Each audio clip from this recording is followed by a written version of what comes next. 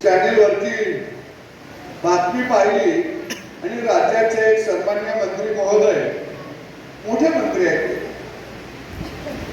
कारण मी मंत्री राहिलो, माणसं मंत्रिपदाच्या घोड्यावर बसली की त्यांना आकाश ठेवणं उडायला लागतं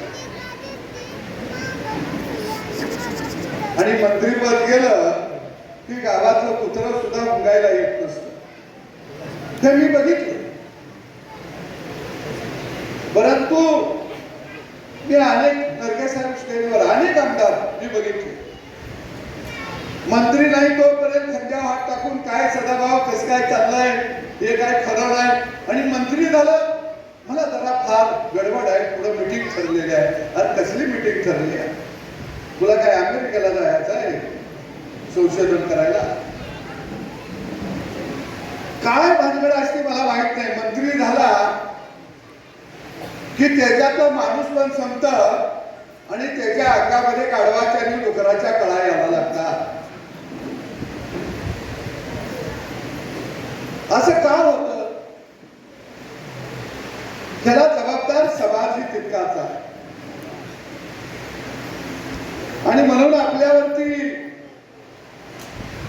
जबाबदारी आलेली आहे. मी त्या चॅनलवर बातमी नरकेसाहेब पाहत असताना राज्याचे मोठे मंत्री महोदय म्हणले,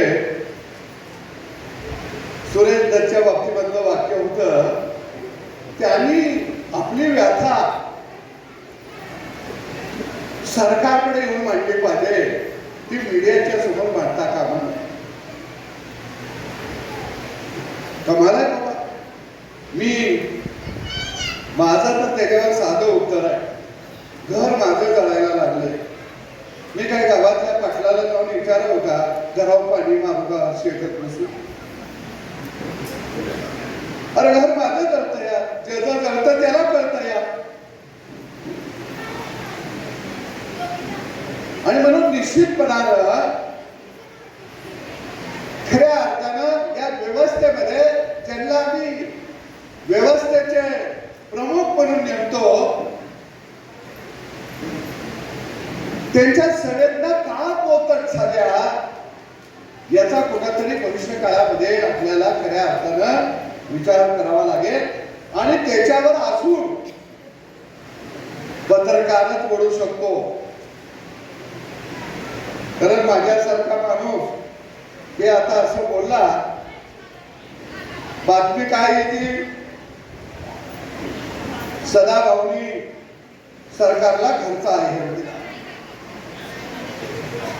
आता आमचे नरकेसाहेब सरकारमध्ये आहेत, मी सरकारमध्ये, पण नरकेसाहेब मी पैरं करेन सरकारमध्ये जरी असलो तर मी आपला पैरा घ्यायला तुमच्या आणि माझं सरळ मार्ग असतो. जिथं अन्याय होतो तिथं बोलायचं. आमदार या मंत्रीपद चुलीत गेले, काय गरज नाही. कारण आपल्याला समाज महत्वाचा, पद महत्वाची नाही आयुष्यामध्ये. आणि म्हणून बाळशास्त्री जांभेकर असतील, आचार्य अत्रे असतील, ही माणसं यामुळे मोठी होती, सडेतोड होती. आज काय परिस्थिती आहे? मी परवा एका कार्यक्रमामध्ये म्हटलं तर शब्द उच्चारणे आता धोक्याचे झाले आहे. शब्द उच्चारणे आता धोक्याचे झाले आहे. हे गाव माझे आता झुंडीचे झाले आहे. हे गाव माझं आता झुंडीचं झालं. या इथं मी शब्द सुद्धा उच्चारू शकत नाही. ही परिस्थिती आज निर्माण व्हायला लागलेली आहे आणि याचा कुठेतरी माणूस म्हणून आपल्याला भविष्य काळामध्ये खऱ्या अर्थानं विचार करावा लागेल. कारण मी बीडला गेलो, पूर्ण दिवसभर मी दौरा केला, परिसरामध्ये मी फिरलो. संतोष देशमुख उपाध्यक्ष साहेब हा हिमनगाचा एक कण आहे, एक कण.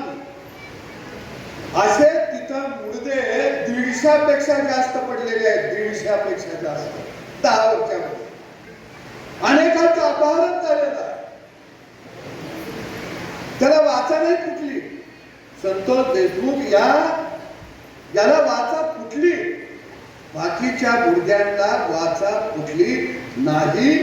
बाकीच्या अपहरणाला कोण मायबाप तिथं नव्हता. अनेक कान्या अंगावर शहार आणणाऱ्या कान्या तिथं.